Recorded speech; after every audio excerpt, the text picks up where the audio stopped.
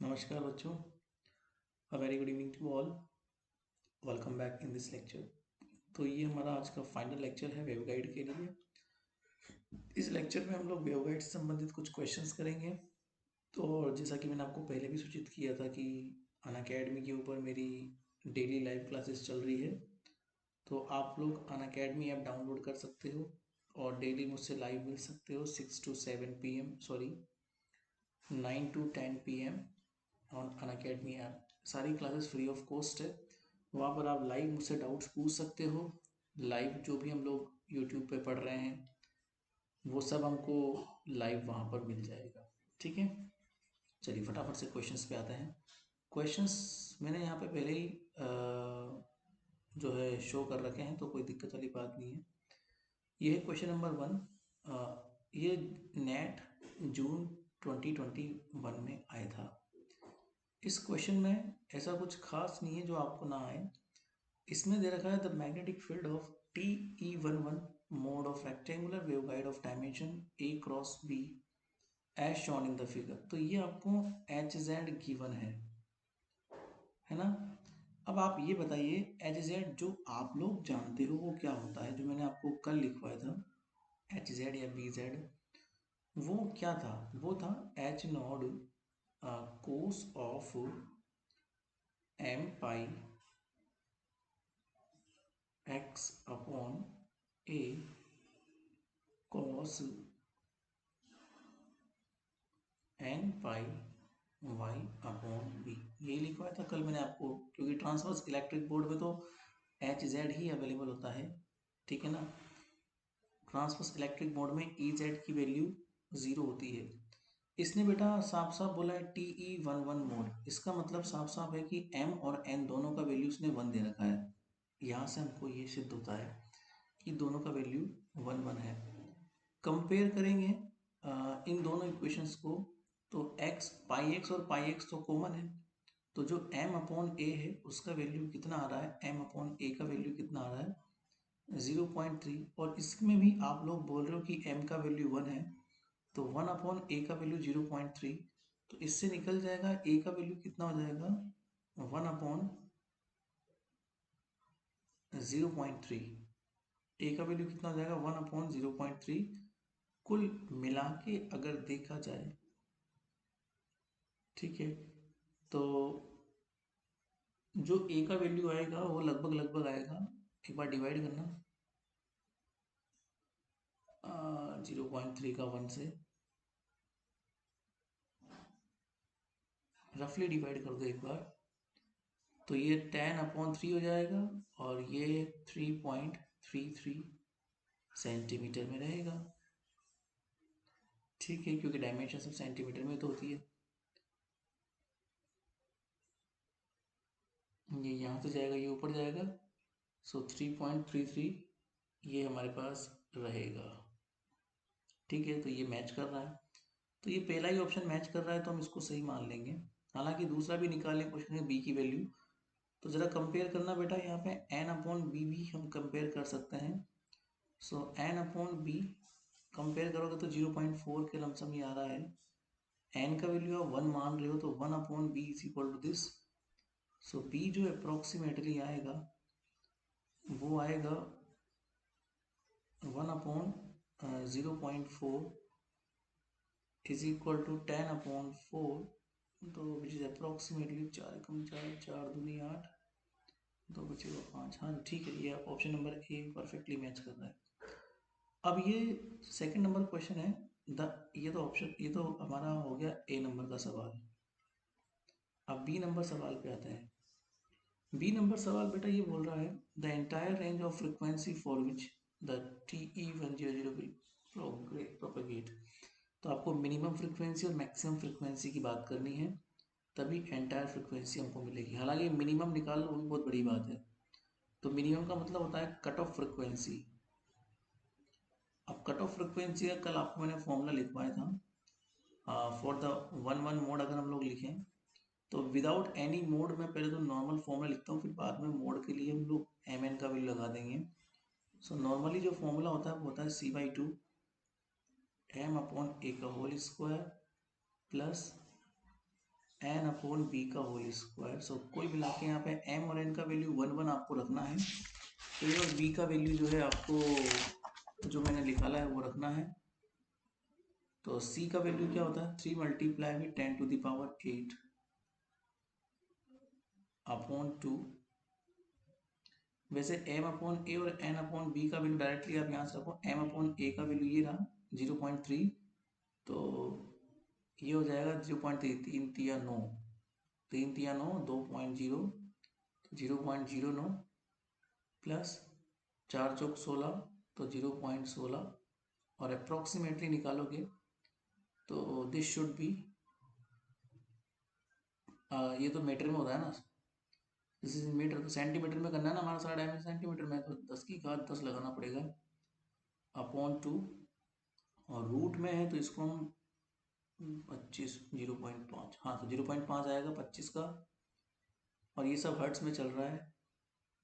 थोड़ा और सोल्व करो, so this will be approximately giga hertz 7.5। Giga मतलब होता है 10⁹9, तो आप 10⁹9 में आप ले लो इसको, तो ये गीगा हर्ट्स में आ जाएगा। तो इसका मतलब ये कट ऑफ फ्रिक्वेंसी है, तो जो सिग्नल फ्रिक्वेंसी है वो हमेशा कट ऑफ फ्रिक्वेंसी से ऊपर होनी चाहिए। So F signal should be greater than the cut off frequency, that means ये तभी जाके प्रोपोगेट होगी। इसलिए हम ये मान सकते हैं कि ऑप्शन डी सही है इसका। That's it. Okay,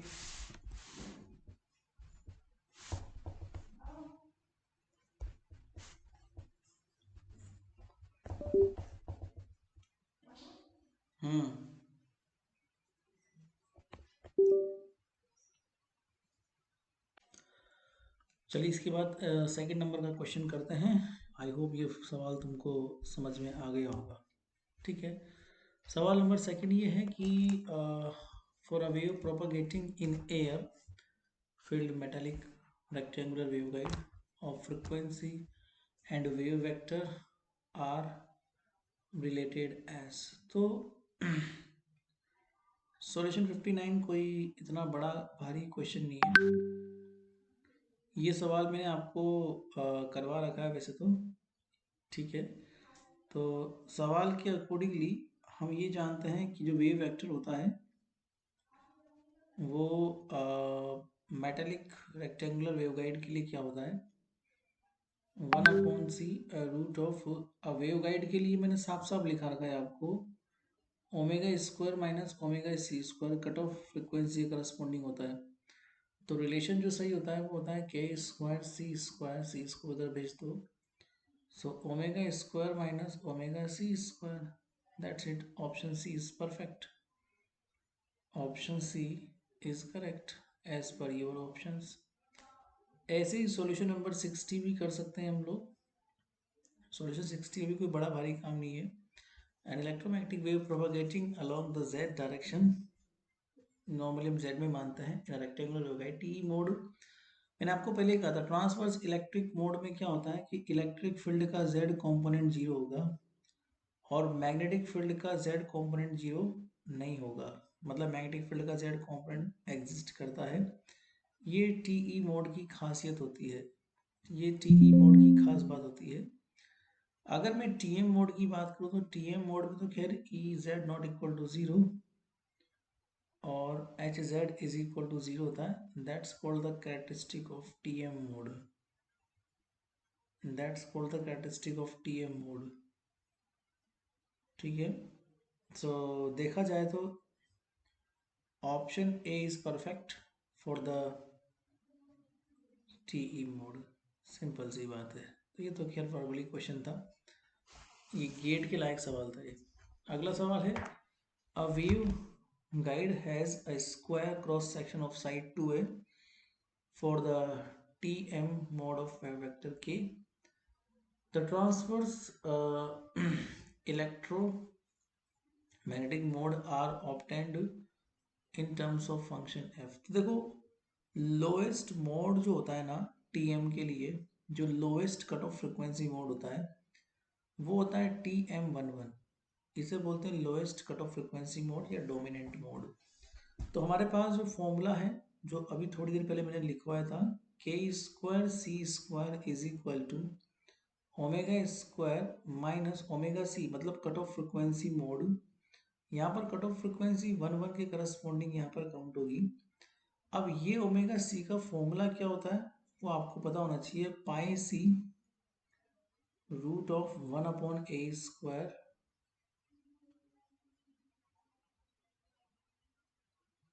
plus 1/b square, ठीक है ना। अब यहाँ पे a और b का वैल्यू आप लोग खुद ही बोल रहे हो कि a is equal to b है, बिकॉज साइड 2 है ना उसका, तो जब a is equal to b हो जाएगा और तो सिंपल सी बात है। यहाँ पर वैसे m/a और n/b आता है, पर m और n का वैल्यू 1 1 है, इसलिए मैंने 1 1 ऑलरेडी लिख दिया है। तो यहाँ से ओमेगा सी जो बनेगा वो बनेगा पाई सी अपॉन रूट 2a। जब आप a is equal to b कर दोगे तो ये इसी अकॉर्डिंगली बन जाएगा।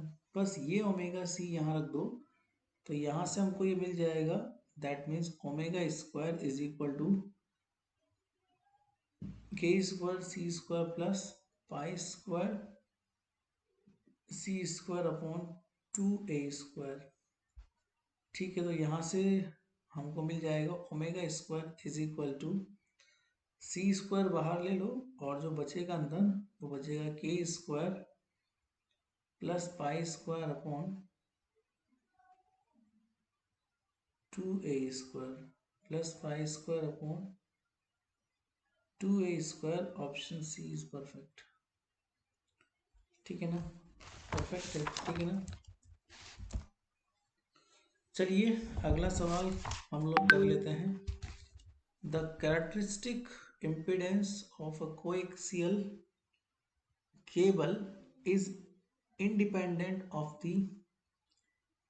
तो किससे इंडिपेंडेंट होगा जरा समझते हैं इसको। Core diameter, outer diameter, length of cable and dielectric medium between the core and the outer mesh. तो सुनो ध्यान से,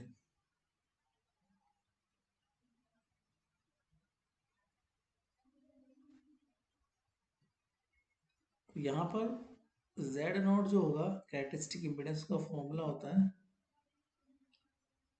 R plus j omega L upon G plus j omega C। खैर ये एडवांस लेवल की बातें हैं इसलिए शायद आपने ना पढ़ी हो, बट ये सब होता है जहाँ पर L जो होता है वो होता है पर यूनिट लेंथ में होता है ये ना, ठीक है ना। तो यहाँ जो L होता है ना वो mu upon 2 pi log of B upon C होता है कैरेक्टरिस्टिक इम्पीडेंस, ठीक है ना। तो ये जो L है ये लेंथ नहीं है बेटा, ये क्या है, पर यूनिट लेंथ है। This is not length, this is the per unit length, this is not length, this is the per unit length. तो ये किस पे डिपेंडेंट है, L पे डिपेंडेंट है। किस पे डिपेंडेंट है, ये पर यूनिट लेंथ पर डिपेंडेंट है। तो अगर ये पर यूनिट लेंथ पर डिपेंडेंट है तो किससे इंडिपेंडेंट है, तो इंडिपेंडेंट है लेंथ से, इंडिपेंडेंट ऑफ लेंथ। तो इसका ऑप्शन सी सही आंसर होगा कि ये किससे इंडिपेंडेंट रहेगा बेटा, ये लेंथ से इंडिपेंडेंट रहेगा। कोर डायमीटर पर डिपेंडेंट है, बिल्कुल है, क्योंकि ये जो आप लिख रहे हो ना बी और सी, ये कोर डायमीटर ही है। आउटर डायमीटर, हाँ, तो इनमें बी और सी में से बी कहलाती है कोर डायमीटर और सी होती है आउटर डायमीटर। तो ये बी पर भी डिपेंडेंट है और सी पर भी डिपेंडेंट है। Dielectric medium between the core and outer mesh, dielectric medium पर तो ये होगा क्योंकि इसमें ओमेगा आ रहा है ना, इसलिए डाइलेक्ट्रिक मीडियम पर भी डिपेंड होगा, ठीक है। तो इसमें कोई बड़ी बात नहीं है। और दूसरी बात ये म्यू भी तो आ रहा है, ये देखो म्यू एक डाइलेक्ट्रिक मीडियम के लिए प्रॉपर्टी का काम करती है। So mu is simply like the property of dielectric medium, तो उस पर भी डिपेंड कर रहा है, इसलिए ऑप्शन सी ही बचता है। आप चलो 64 करते हैं। A hollow waveguide supports transverse electric mode with the dispersion relation, ठीक है, कैसे रिलेट किया हुआ है। Okay, the speed of flow of electromagnetic energy at the mode frequency. तो देखो स्पीड ऑफ प्रोपगेशन जो होगा,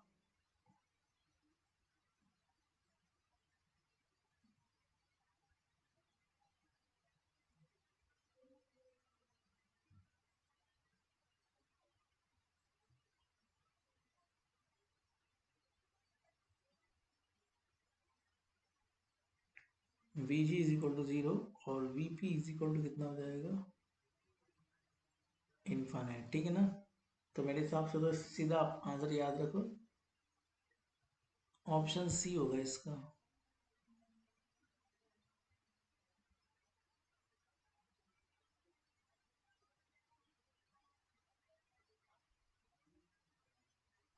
क्या रहेगा ऑप्शन सी। अगला सवाल, ये सीधा याद रखो आप, ये होता है 65 नंबर क्वेश्चन है। Electromagnetic wave of angular frequency omega is propagating in a medium in which over a band of frequency the refractive index दिया हुआ है, ग्रुप वेलोसिटी को तो फेस, अच्छा रेशो पूछा हुआ है ना उसमें, ठीक है। तो देखो उसने जो दे रखा है मीडियम, वो दे रखा है n is equal to 1 minus omega square something, जहाँ पे v जो है वो है speed of light in any medium. v क्या है यहाँ पे, speed of light in any medium. अब हम ये जानते हैं बेसिकली जो v का फॉर्मूला होता है स्पीड ऑफ लाइट का, एक तरह से फेज वेलोसिटी का फॉर्मूला होता है ओमेगा अपॉन के, या फिर इसको c अपॉन एन भी बोल सकते हैं, लाइट वेलोसिटी से कंपेयर करें तो एन ओमेगा कितना हो जाएगा हमारे पास, सी के बराबर हो जाएगा, ठीक है। और जो ग्रुप वेलोसिटी होता है उसका फॉर्मूला होता है डी ओमेगा अपॉन डी के, ठीक है। तो we can say that v P is equal to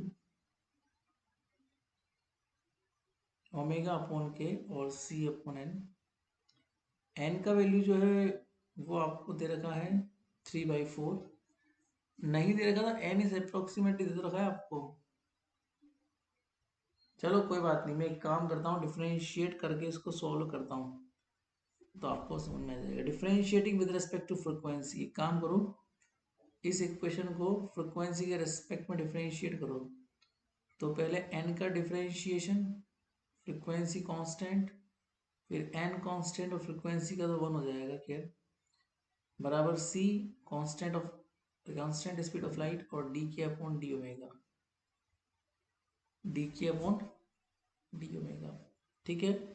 D के अपॉन डी ओमेगा एक तरह से ग्रुप वेलोसिटी का 1 बाय हो जाएगा, this is the 1 by v g, number 1। दूसरी बात ये है कि आपको जो n दे रखा है, ये जो क्वेश्चन दे रखा है उसको आप ओमेगा के रिस्पेक्ट में डेरिवेटिव करोगे तो 0 minus -2 omega upon omega naught आ जाएगा, और ओमेगा तो खैर आएगा सही, प्लस n बराबर आप ये मान लो c अपॉन वी जी हो जाएगा ये होने में। तो अब आप क्या कर सकते हो, उसने बोला है कि at omega is equal to omega naught, so just put omega is equal to omega naught by 2। जैसे आप ये पुट कर देंगे तो हमारे पास में जो Vg का जैसे हम ये पुट कर देते हैं तो माइनस माइनस तो प्लस हो ही गया, and 2 omega naught by 2 by omega naught dot omega बराबर omega naught by 2 plus n is equal to C upon V G. Omega naught से ओमेगा नोट गया, 2 से 2 गया, तो ये हो जाएगा ओमेगा नोट बाई 2, ठीक है ना। So this is simply look like omega naught by 2।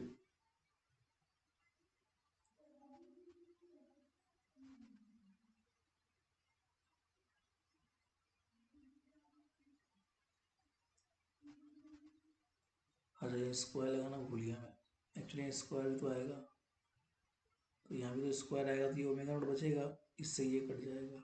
अब ठीक है, तो जब ये सब कट गया तो बचा क्या, ओमेगा नोड, सॉरी 1/2 बच रहा है ना, ये तो तो 1/2 बच रहा है, 1/2 बच रहा है।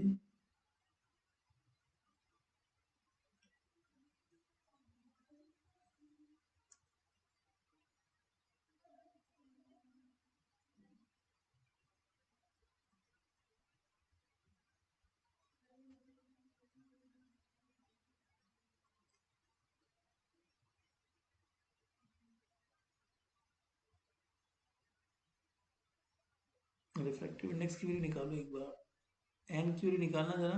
हमारे पास एन है 1 माइनस ओमेगा स्क्वायर बाई, अगर मैं एन का वैल्यू निकालता हूँ omega is equal to omega naught by 2 पे, तो 1 minus omega naught square by 4 3/4। हाँ तो बस हो गया तुम्हारा काम। तो यहाँ पे हम क्या पुट कर सकते हैं, C upon V ji is equal to 1/2 plus 3/4, minus minus तो खैर प्लस हो ही गया था ना, और तो कुछ बचा ही नहीं था। पावर आगे आ जाएगी, एक कम हो जाएगी। ना ना ना ना, ये तो फालतू ही लगा माइनस, ये प्लस ही आएगा, यहाँ माइनस आएगा, यहाँ माइनस आएगा, तो ये हो जाएगा 1/4। तो देखा जाए तो यहाँ पर v ji is equal to 4c आ जाएगा। अब यहाँ पे होल्ड करो इसको। ग्रुप वेलोसिटी आ गया 4c के बराबर। फेज वेलोसिटी की बात कर लेते हैं। तो n का वैल्यू कितना लिखा आप लोगों ने, 3/4, तो ये हो जाएगा 4c/3। तो इक्वेशन नंबर 1, इक्वेशन नंबर 2 जरा डिवाइड करना। Vg अपॉन Vp निकालना है ना आपको, तो Vg अपॉन Vp, Vg है 4c और Vp है 4/3c, तो कुल मिला के आ जाएगा 3। ऑप्शन 1 बस। येन केन प्रकार आपको ऑप्शन लेके आना है, बस खत्म काम, कोई दिक्कत ही नहीं है। समझ रहे हो ना, क्योंकि एन जो है ना वो रिफ्रैक्टिव इंडेक्स होता है, वही के की वैल्यू के बराबर होता है फ्रिक्वेंसी बैंड में। तो ये हम लिख सकते हैं कि v is equal to omega by k भी होता है और v is equal to c by n भी होता है। दो फॉर्मूले होते हैं v के, दोनों को इंटर रिलेट करके मैंने सारा काम किया है। और ये n दे रखा था, इसलिए मैंने n की टर्म्स में इसको लिखा है, वरना तो इसको ऐसा लिखने की कोई जरूरत नहीं थी। समझ रहे हो, तो ये वाली बात है। अगला क्वेश्चन करते हैं। इसमें ओमेगा स्क्वायर दे रखा है के की टर्म्स में, वही ग्रुप वेलोसिटी फेज वेलोसिटी वाला सवाल है। ये तो बिना माइक्रोवेव के भी हो जाएगा यार, इसमें तो कोई दिक्कत ही नहीं है। इसका ओमेगा निकाल लो पहले, अंडर रूट की फॉर्म में, under root of alpha k plus beta k cube, फिर वीजी निकाल लो, डी ओमेगा बाई डी के, और पावर आगे आ जाएगी और एक कम हो जाएगी, तो root of alpha k plus beta k cube, और उसका भी डेरिवेटिव हो जाएगा, so alpha plus 3 of beta k square. थोड़ा इसको एडजस्ट करके सॉल्व करेंगे।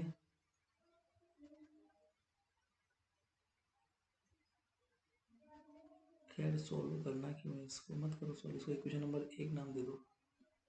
फिर फेज वेलोसिटी निकाल लो, जिसका फॉर्मूला होता है ओमेगा बाई के। ओमेगा का वैल्यू आपको दे रखा है root of alpha k plus beta k cube by k. बस अब उसने बोला है कि आप फेज वेलोसिटी और ग्रुप वेलोसिटी को इक्वल कर दो। लास्ट लाइन लिखा है ना, the wave number for which the phase velocity equal to group velocity, so phase velocity is equal to the group velocity.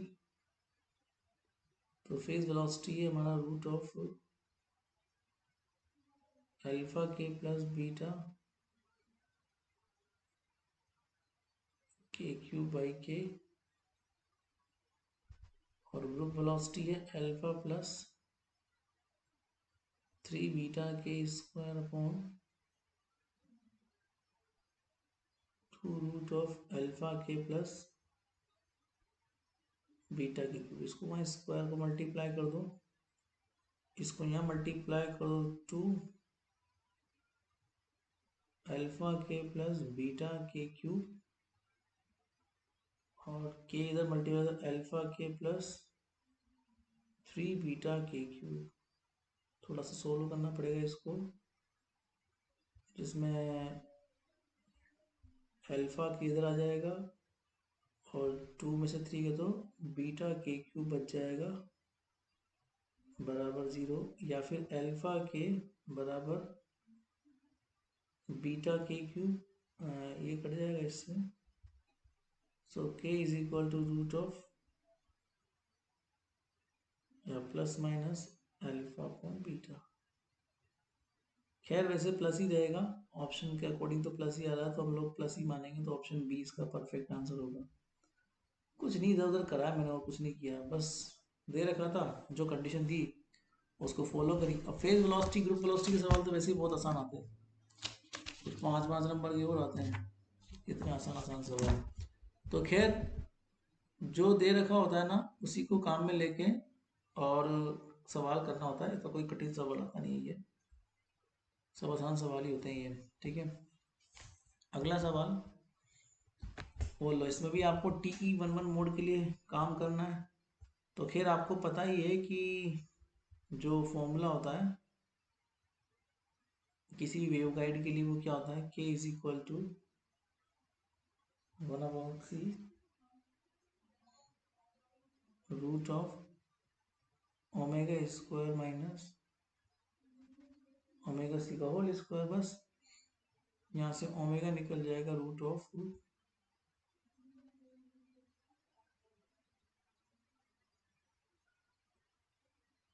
ठीक है। ग्रुप वेलोसिटी जो होगा हमारे पास उसका फॉर्मूला क्या हो जाएगा, D omega upon d k which is equal to, differentiate कर दो उसको बस, जो भी आपको दे रखा है।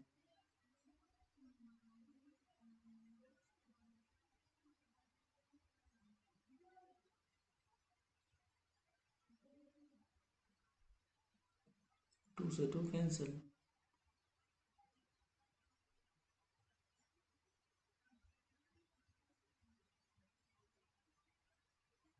बस ये हमारा ग्रुप वेलोसिटी आ गया। थोड़ा और एडजस्ट कर लो, सी को बाहर निकाल लो, तो ये हो जाएगा, देख लो कौन सा ऑप्शन है ये। अब ये ऑप्शन तो कोई मैच ही नहीं कर रहा वैसे, क्योंकि ओमेगा की टर्म्स में दे रखा है ना, एल की टर्म्स में ही होगा, तो मेरे हिसाब से तो थोड़ा और करना पड़ेगा इस सवाल को। तो लिखो for TE11 mode omega C की टर्म्स में, तो ओमेगा सी का वैल्यू निकालना पड़ेगा, C pi root of M upon A. तो एम और ए यही होता है ना formula, M upon A plus N upon B. M और एन का वैल्यू 1 1 है, ठीक है, और ए बी का वैल्यू एल है जैसा कि ऑप्शन में दे रखा है। तो ओमेगा सी 1 1 का जो वैल्यू होगा वो हो जाएगा 2c² पाई स्क्वायर अपॉन एल स्क्वायर। बस ये वैल्यू यहाँ पुट कर दो, ठीक है, ये वैल्यू यहाँ पुट कर दो, मतलब यहाँ पर इसमें इसमें पुट कर देना। तो c² के अपॉन रूट ऑफ c² के स्क्वायर प्लस 2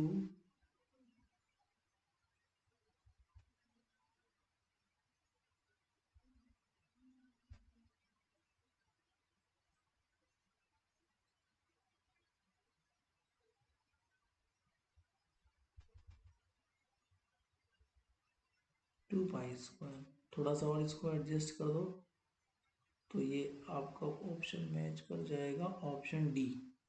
ओके, बस वही बात है, सारे फॉर्मूले आपके सामने लिखे हुए हैं वेव गाइड के, उन्हीं को यूटिलाइज करना है बस। यही सारे फॉर्मूले कल लिखवाए थे मैंने, ये यूटिलाइज करने हैं आपको बस। ये सवाल करो, इसमें आपको ना ओमेगा दे रखा है 10⁹, ए दे रखा है आपको 2 मीटर, और बी डायमेंशन दे रखी है 1 मीटर। है ना। रेक्टेंगुलर वेवगाइड में उसने बोला है कि ए बराबर 2 मीटर है और B is equal to 1 metre है, driven by the frequency omega is equal to 10 to the power 9 radian per second which of the resonance mode will propagate in the waveguide. तो बच्चों देखो, आपको साफ साफ लग रहा है ना कि ए बी से बड़ा है, जैसा कि हम लोगों ने कल माना था। और अगर कल माना था वो ये, तो 1 0 तो डोमिनेंट डिके मोड होगा, मतलब ये तो पॉसिबल होगा ही होगा। सो ये डोमिनेंट डिके मोड तो होगा ही होगा, ये तो श्योर है। अगर ये डोमिनेंट डिके मोड है तो इसने बोला है कौन कौन से प्रोपोगेट करेंगे, तो सबसे पहला मोड ही डोमिनेंट जे वाला है।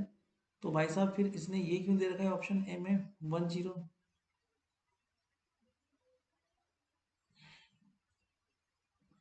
सॉरी, डोमिनेंट डिके मोड 1 0 है ना। तो कौन से मोड प्रोपोगेट हो सकते हैं, ऐसा पूछा है ना उसने। तो m is equal to n,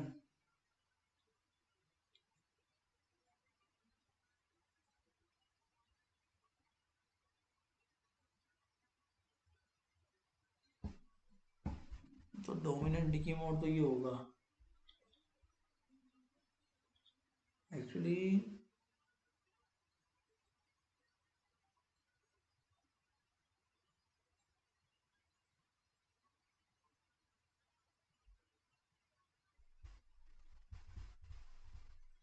ये क्या, ये नहीं हो सकता, 1 1 नहीं हो सकता, ये पॉसिबल नहीं है।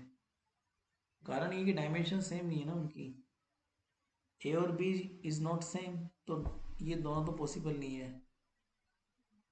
ये तो ठीक है, अरे ये नहीं है, नहीं है।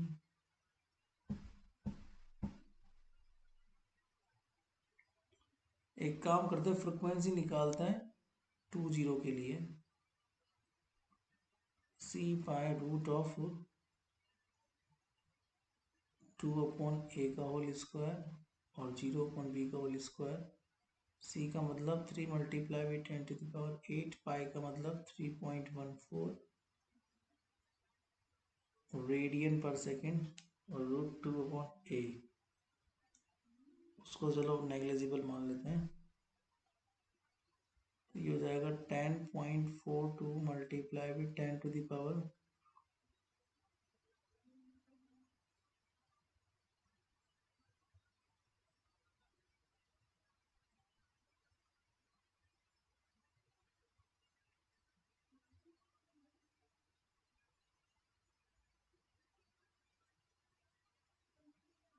Radian per second. ये है इसकी कट ऑफ फ्रिक्वेंसी, और हमारे पास जो फ्रिक्वेंसी है ओमेगा वो इसी रेंज की है ना। हाँ, तो 2 0 इज पॉसिबल, 2 0 तो खैर पॉसिबल हो सकता है, 2 0 मोड इज पॉसिबल।